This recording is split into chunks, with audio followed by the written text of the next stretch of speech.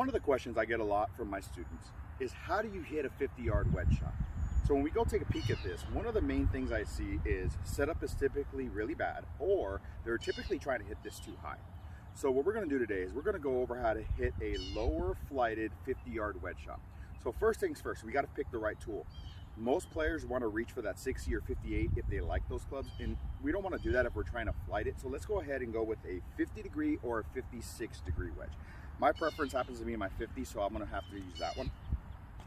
From there, we're going to talk a little bit about ball position. This is where we see a lot of issues. So a lot of times, I see most of my students put this when they start all the way towards that back foot, sometimes even further back, okay?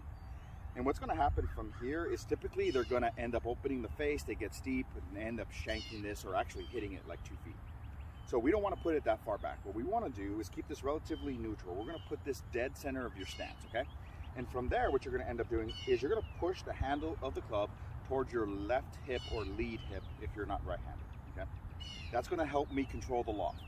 From there, when I hinge it, we're going to make sure that we hinge it with the face pointed more to the ground, right? We don't want to open the face up on a flighted wedge. We want to keep this thing relatively square to close.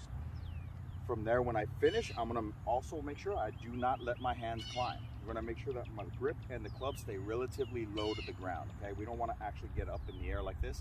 Typically, if my hands are climbing, that means the ball's going to be climbing as well.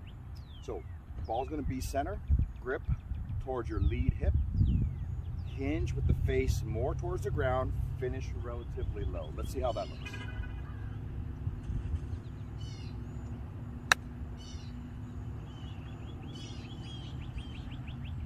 I was able to hit that wedge shot relatively low and control the distance really good.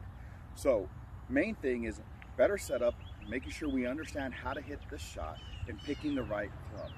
For more tips and drills like this, download the Golf Tech app and look for a local Golf Tech coach in your area.